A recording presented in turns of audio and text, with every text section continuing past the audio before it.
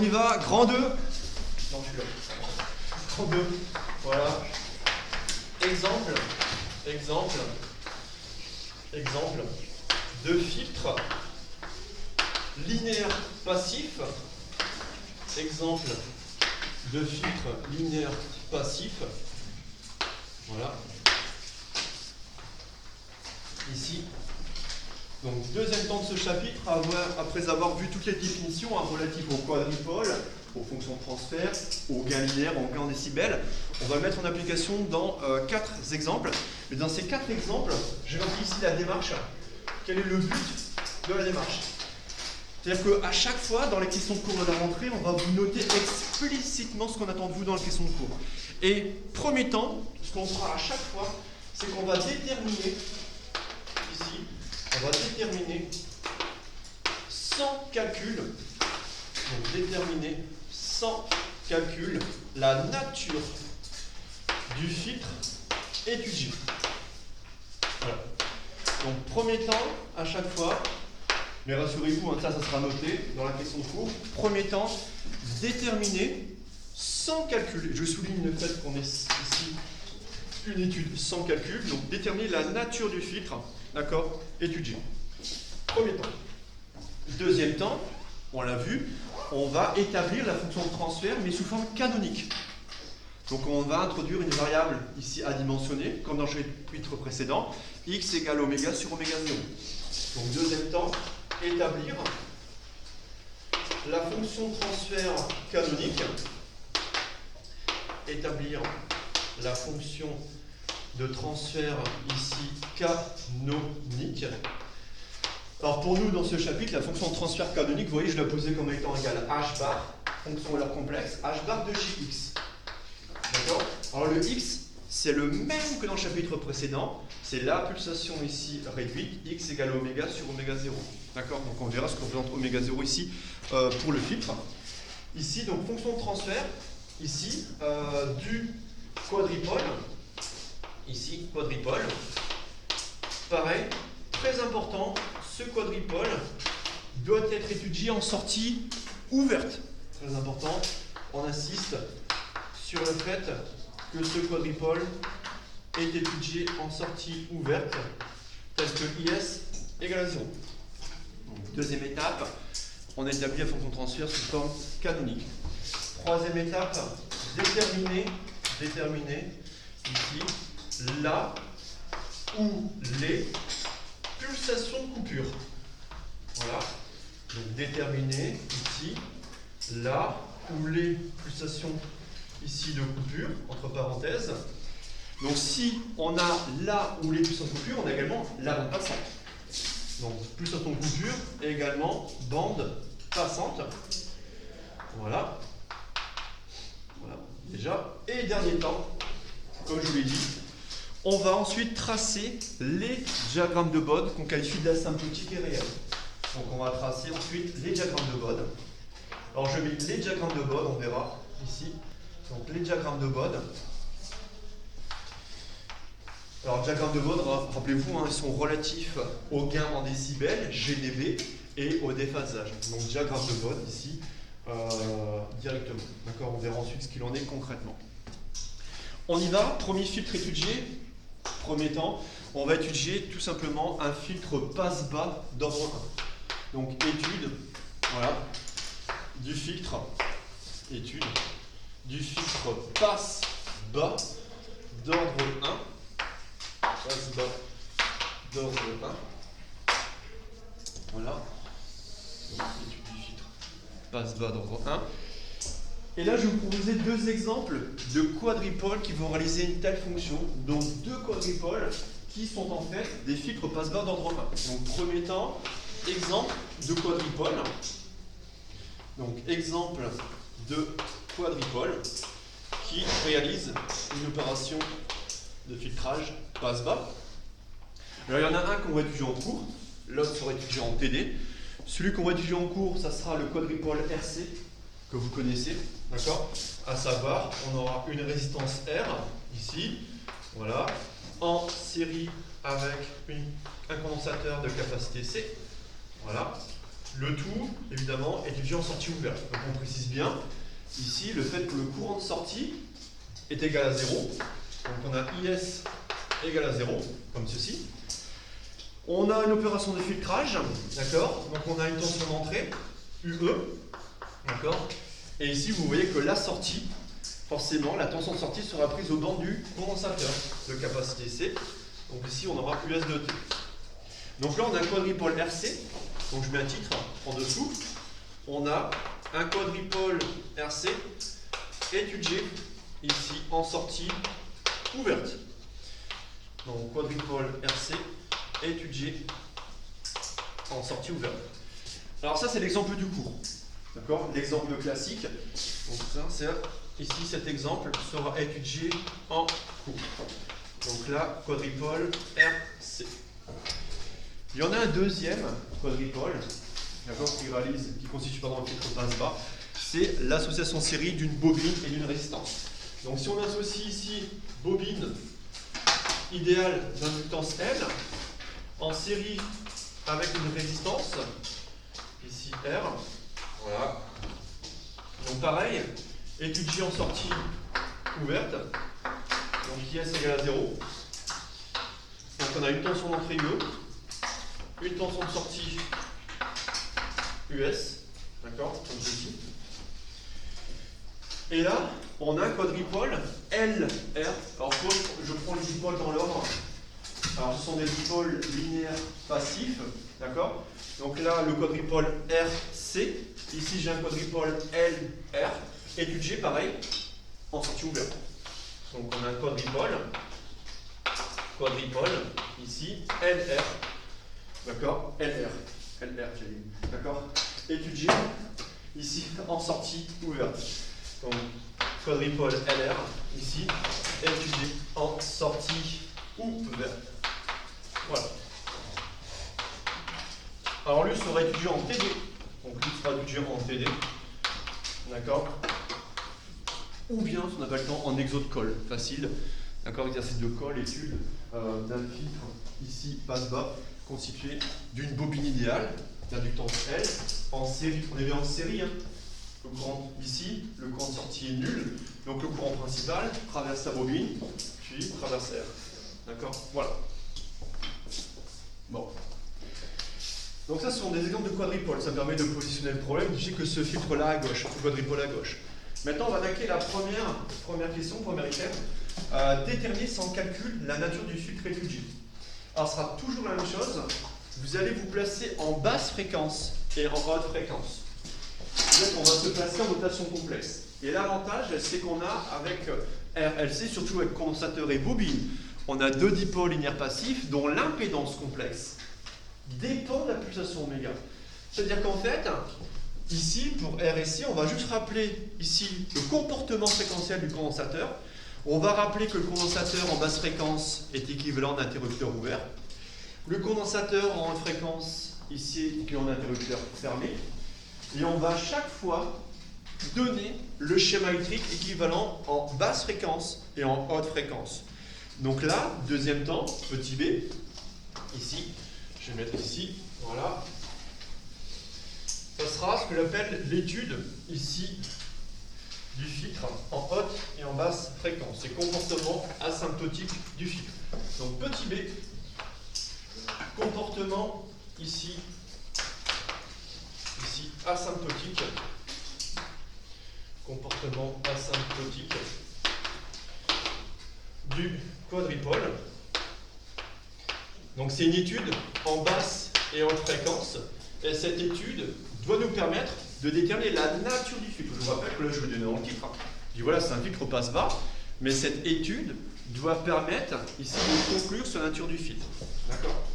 Grâce à l'étude du comportement en basse et en haute fréquence. Donc là, ce qu'on va faire, pareil, on va séparer ici en deux. Une étude en basse fréquence, une étude en haute fréquence.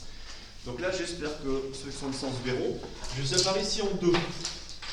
Le tableau, alors j'ai pas beaucoup de place, le tableau n'est pas très grand, on va y arriver. Je le sépare en deux, et première colonne, je vais faire une étude en basse fréquence, et étude en haute fréquence à droite. Donc première ici, colonne, étude en basse fréquence. étude en basse fréquence. Voilà. À la limite, oméga tend vers 0. Donc ici, à gauche, première colonne, étude en basse fréquence. Qu'est-ce que je vais faire? Je vais rappeler ici le comportement d'un condensateur en basse fréquence. Un condensateur en basse fréquence, c'est l'équivalent d'un interrupteur ouvert. Donc je répète, ici, je donne l'équivalent, ici, en basse fréquence. Attention, je suis en basse fréquence. Ici, l'équivalent d'un condensateur de capacité C. Et ça nous donne un interrupteur ouvert. Alors pourquoi c'est un interrupteur ouvert? Je vous rappelle, c'est lié au module. Au module, ici, de l'impédance complexe associée à un condensateur. Donc Z bar C, c'est 1 sur J oméga C. Donc le module de l'impédance complexe associée à un condensateur, c'est 1 sur oméga C. Et en basse fréquence, quand oméga tend vers 0, le module de Z bar C tend vers plus infini. C'est-à-dire qu'en basse fréquence, on retrouve bien le fait qu'un condensateur est équivalent d'un interrupteur ouvert. Donc ça, déjà dès le début, ne pas se tromper sur ça. Ici, interrupteur ouvert pour lequel le courant qui le traverse est nul. Par contre, la tension, elle est non nulle, je vous rappelle. Tension non nulle. Bon. Donc, première étape, j'analyse mon montage. Et je regarde si j'ai des dipôles, d'accord, dont l'impédance complexe dépend de oméga. Ici, je n'ai que le condensateur. La résistance, l'impédance complexe d'une résistance est réelle et vaut R. Il n'y a pas d'oméga. Donc là, je donne simplement l'équivalence du condensateur en basse fréquence. Une fois que j'ai fait ça, je donne le schéma électrique équivalent en basse fréquence. Donc là, schéma électrique équivalent en basse fréquence. Schéma électrique équivalent en basse fréquence. Donc on y va.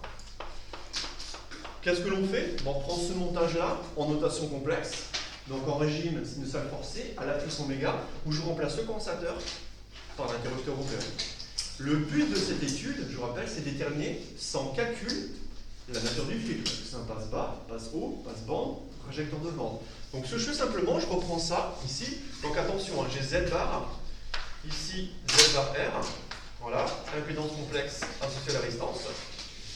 J'ai un interrupteur ouvert. Voilà, ici. Voilà, comme ceci. Bon.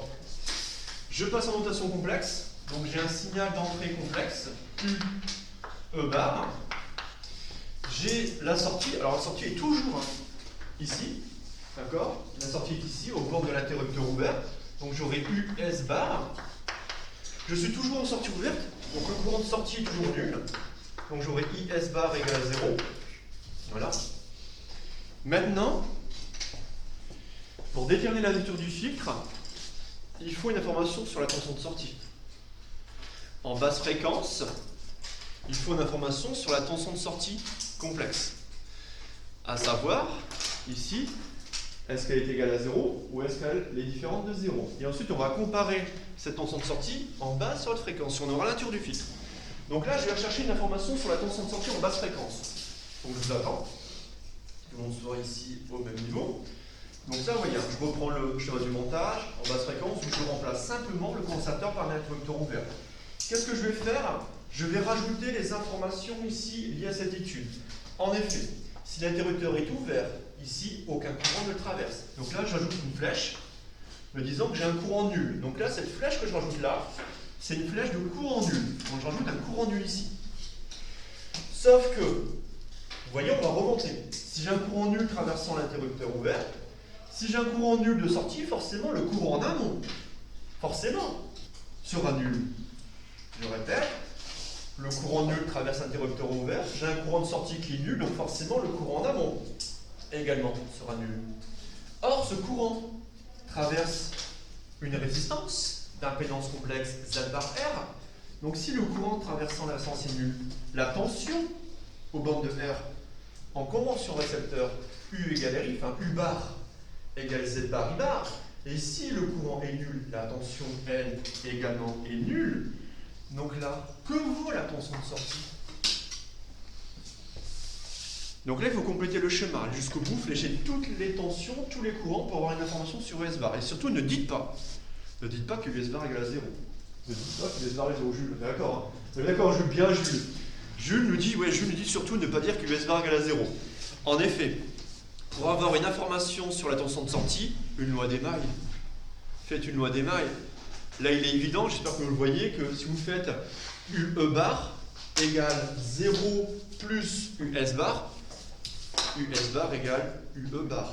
D'accord? On voit bien le fait que la tension au bord d'un interrupteur ouvert, elle est non nulle. Donc là, je note, c'est très important, je note, ça faut le noter, d'accord? Conclusion, US bar égale UE bar. En basse fréquence, ça veut dire quoi ça a priori? C'est-à-dire que votre filtre, votre quadripole, laisserait passer les basses fréquences. Maintenant, il faut quand même le vérifier en haute fréquence, qui coupe les hautes fréquences, il faut le vérifier. Donc ça, c'est une information qui est très importante. Conclure sur le fait qu'ici, on retrouve en sortie quasiment le même signe qu'en entrée. C'est-à-dire qu'entre guillemets, ce quadripole laisserait passer les basses fréquences. Par contre, il faut le confirmer par une étude complémentaire en haute fréquence. Donc on y va, on continue. Donc étude en haute fréquence. Donc la limite, cette fois-ci, oméga tend vers plus infini. Donc oméga tend vers plus infini. Voilà. Ici. Alors là, forcément, ça sera le comportement qui est opposé. En haute fréquence, un condensateur sera équivalent à un interrupteur fermé. Donc on y va, je reprends le schéma du condensateur. Équivalent cette fois-ci. Je suis en haute fréquence.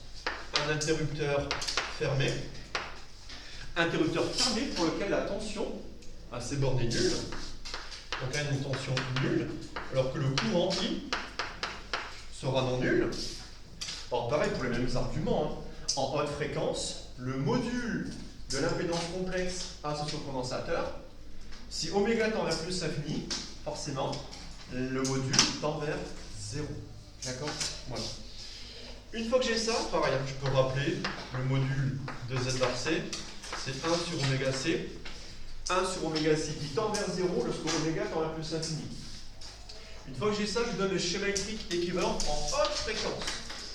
Donc je donne le schéma électrique ici, équivalent en haute fréquence. En haute fréquence. Et là, je reprends le schéma du quadripole. Sauf que là, je vais remplacer le condensateur par un interrupteur fermé. Et pareil, la logique est la même. Je cherche une information sur la tension de sortie. D'accord? Alors, qu'est-ce que je vais faire? Je vais reprendre l'impédance complexe de résistance. Elle ne change pas, il n'y a pas de souci. Donc on aura Z bar R égale à R, quelle que soit la fréquence. Là, cette fois-ci, j'ai un interrupteur qui est fermé. Voilà. Interrupteur, c'est un interrupteur qui est fermé. Voilà. Ici. Voilà. Hop. Comme ceci. Voilà. Ensuite, qu'est-ce que je vais faire?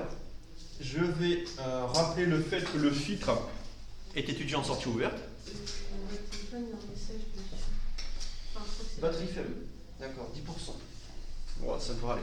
Ça devrait aller. Alors, ici, pareil, je répète. Ici, le fait on est en sortie ouverte, donc IS bar égale à 0. Ensuite, vous voyez, on a toujours l'entrée. On a une tension d'entrée complexe, UE bar. Je cherche une information sur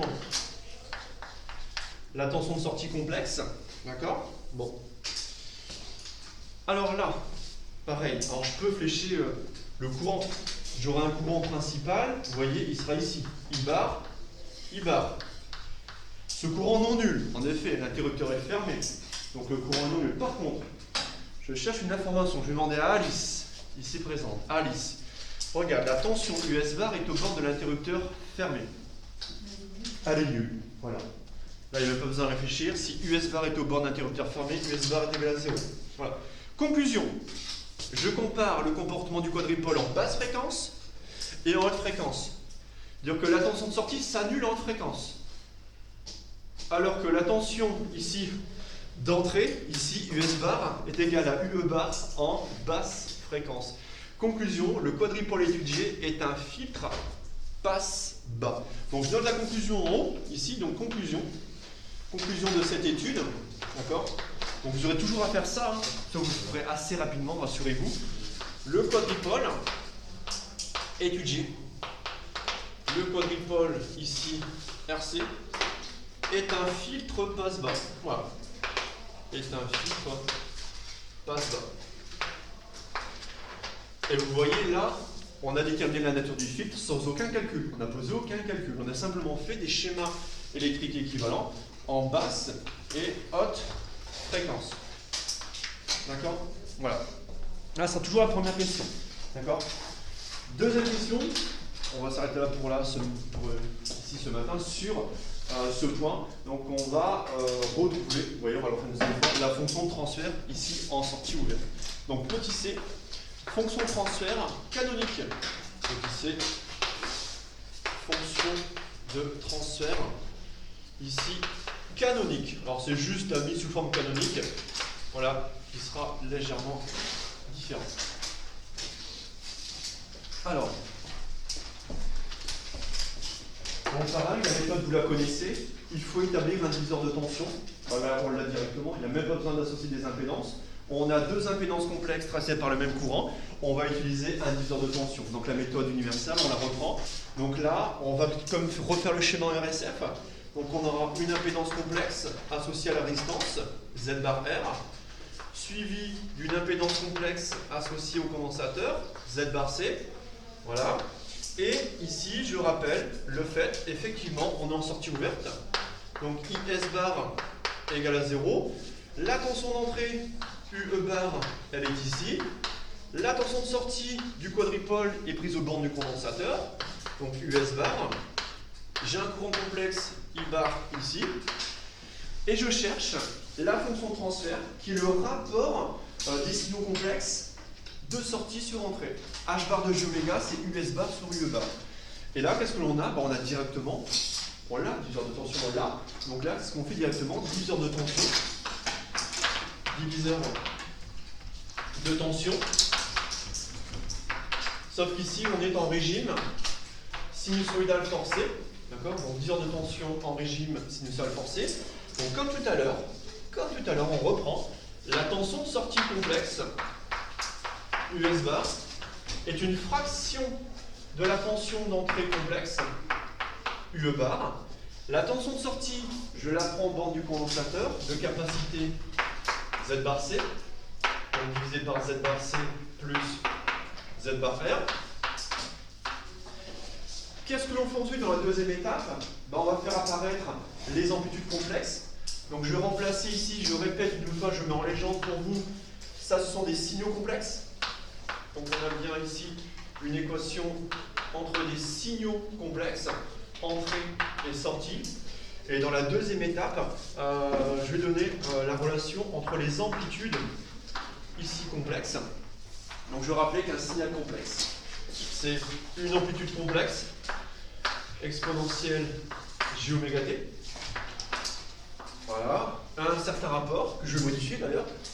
Et U bar de t, c'est une amplitude complexe d'entrée exponentielle j oméga t. Et dans ce rapport, bah, je vais faire comme tout à l'heure. Comme tout à l'heure, je vais diviser numérateur et dénominateur par Z bar C pour avoir 1 sur 1 plus quelque chose. Donc je répète, je vais diviser numérateur et dénominateur par Z bar C pour avoir 1 sur 1 plus quelque chose. Donc là j'aurai 1 plus 1 plus Z bar R divisé par Z bar C. Voilà. Ensuite, qu'est-ce que je fais? Je simplifie par l'exponentielle j oméga t, à gauche et à droite. Gauche, droite. Et j'aurai donc US bar.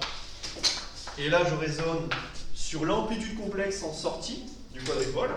Ça sera 1 sur 1 plus.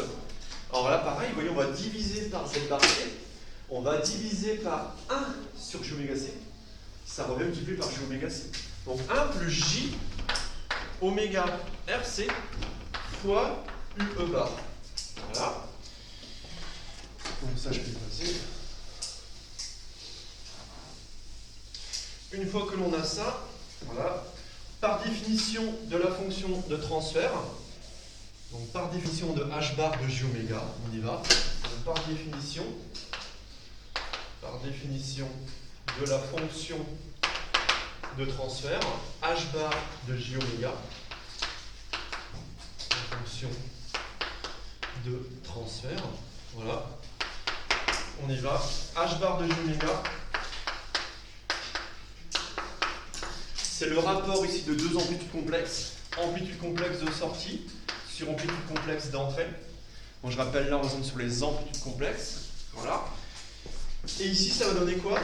Bah, ce rapport, ça va donner ici directement 1 sur 1 plus j oméga RC. D'accord? Ça c'est h bar de j oméga. Voici la fonction de transfert. D'accord? Voilà.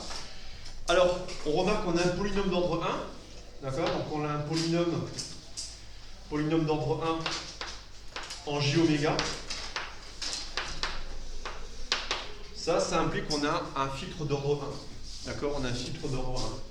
Donc on a un filtre qui est d'ordre 1, puisqu'on a un polynôme ici d'ordre 1 en j oméga. D'accord? D'ordre 2, ça fait du j oméga, le tout au carré. Donc on va avoir du moins oméga carré. Bon. Et dernier temps, la mise sous forme canonique. Alors l'avantage de ça, vous voyez, c'est qu'on a 1 sur 1 plus quelque chose. Et vous voyez, ce dénominateur n'a pas de dimension. C'est-à-dire que là, on retrouve, vous voyez, comme la semaine dernière, un dénominateur qui est sans dimension. Dénominateur qui est sans dimension.